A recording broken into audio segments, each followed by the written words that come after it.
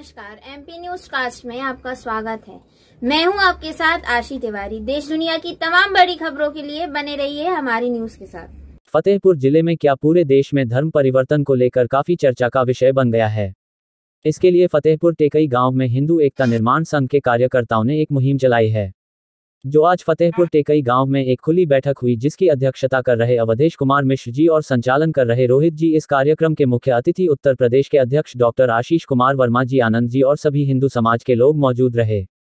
आप लोगों को बताते चलें कि इस समय देश में धर्म परिवर्तन को लेकर काफी चर्चा है और बहुत से लोगों को बरगलाकर अपने मकसद में कामयाब भी हुए हैं।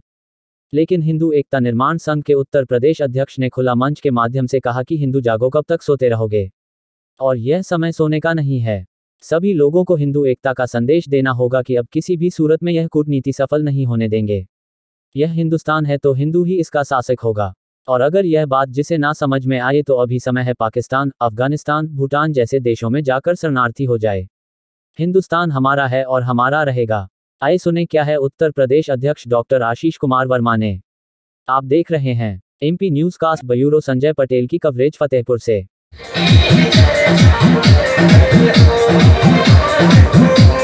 आए हुए हैं सभी लोगों से मेरा निवेदन है, सत्यनारायण स्वामी जी का प्रसाद ग्रहण करें।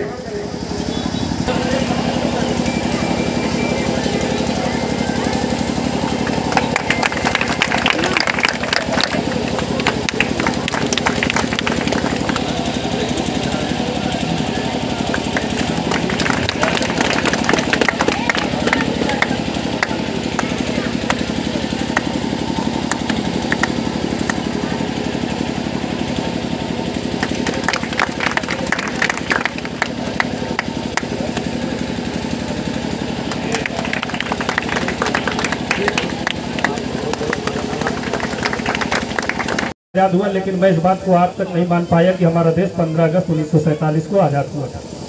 मेरा सिर्फ इतना कहना है, 15 अगस्त 1947 को केवल भारत का ट्रांसफर ऑफ पावर हुआ था, लेकिन हमारा देश 1943 में आजाद हुआ था, जब आज के आपके आजाद हिंद फौज के सेना नायक सुभाष चंद्र बोस जी 1943 में घोषणा कर दिया कि हमारा देश आजाद हो गया, और उनकी स्वतंत्रता के जो घोषणा थी उसको 11 देशों ने मान्यताओं दी है। भारत ही नहीं, अपितु 11 देशों ने उनको मान्यता दी थी कि हाँ, हिंदुस्तान आजाद हो गया। उन्होंने अपने बैंक खोल दिए, उन्होंने हिंदुस्तान की करेंसी अलॉट कर दी, लेकिन उसके बाद भी भारत के राजनेताओं को ऐसी क्या मजबूरी रही कि उस आजादी को उन्होंने स्वीकार नहीं किया, क्योंकि उनको ट्रांसफर ऑफ पावर लेकर के केवल कुर्सी पर बैठने के लिए ललायत रहने का एकमात्र उद्देश्य रहा। उसके पीछे हमारे देश में ऐसे तमाम कुचक्र रचे गए, उन्हीं कुचक्रों में से एक था 1954 में धारा 370 भारत देश के ऊपर जबरदस्ती थोपी गई। 1954 में शेख अब्दुल्ला ने पंडित जवाहरलाल नेहरू से कहा कि हमें कश्मीर के लिए एक अलग स्पेशल धारा की आवश्यकता है। शेख अब्दुल्ला ने कहा इसके लिए डॉक्टर भीमराव अम्बेडकर जी से मिल लो। वो डॉक्टर भीमराव अम्बेडकर जी के पास पहुंचते हैं और पहुंचने के बाद उनसे कहते हैं कि हमें कश्मीर के लिए एक अलग धारा चाहिए, एक अलग आर्टिकल चाहिए,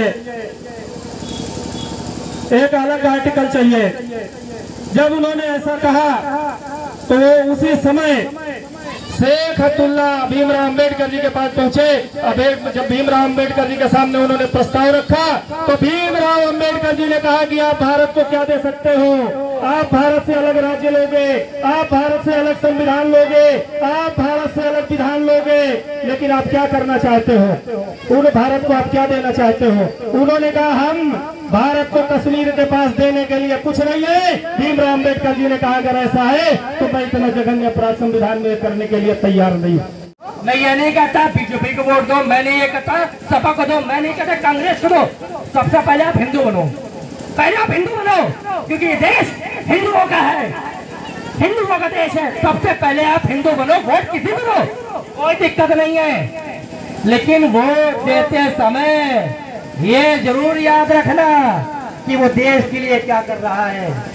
एक ने गोलियां चलवाई थी मंदिर पे, ये मस्जिद तोड़ी जा रही थी गोलियां, क्यों भाई? मंदिर हमारा, अस्तित्व हमारा, वहां पे किसी मुगलों ने आके मस्जिद बना दी और अपना मंदिर वापस ले रहे हैं, आपको तकलीफ? किस बात की तकलीफ? हमारी चीज थी, हमारे घर पे लोग। सबसे पहले आपका परिचय जानना चाहेंगे।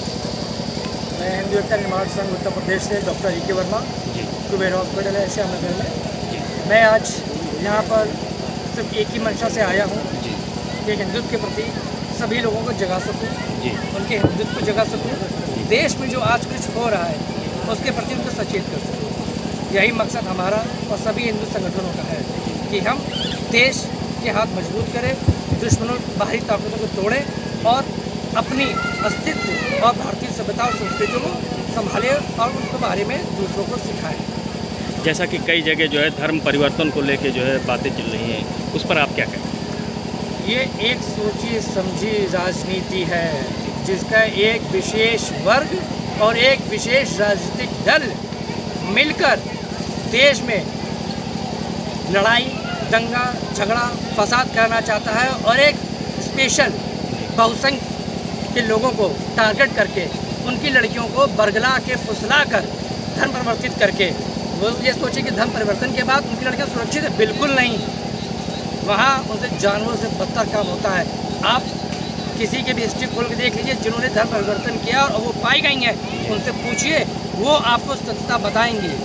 हिंदू धर्म में जितनी लड़कियां सेफ हैं और जितनी आज़ादी है किसी और धर्म में नहीं है, किसी धर्म में नहीं है। ये लोग सिर्फ साजिश के तहत उनको बरगला के उनका धर्म परिवर्तित किया जाए, जिसका हम सब पुरजोर विरोध करते हैं। जैसा कि हिंदू एकता ये जन संदेश इस समय कहाँ कहाँ चल रहा है? ये इस वक्त पूरे भारत में है और इसकी जड़ें बहुत मजबूत हो रही हैं। हजारों के तादाद में लोग जुड़ रहे हैं, वो सत्यता समझ रहे हैं और कहीं न कहीं किसी न किसी रूप में वो इस संगठन को मदद कर रहे हैं, इस संगठन के साथ खड़े हैं और एकजुटता की भावना प्रदर्शित कर रहे हैं। आप जन संदेश क्या देना चाहेंगे? मैं सिर्फ यही संदेश देना चाहता हूँ, हम किसी धर्म के खिलाफ नहीं। बहुत स्पष्ट बात है, मैं ये साफ कहना चाहता हूँ मैं सारे मुसलमान भाइयों के खिलाफ नहीं हूँ। बिल्कुल खुली बात, 100 में से 90 गलत है पर 10 सही हैं, बिल्कुल साफ बात है। लेकिन 90 का साथ वो 10% लोग बिल्कुल नहीं दें। जो गलत है उसको गलत बोलने की क्षमता रखें। जो वो कहते हैं कि हम भाईचारा है, वो भाई हैं, हम सिर्फ चारा है, अब हम चारा नहीं है। ये बात वो अपने दिमाग से हटा दें।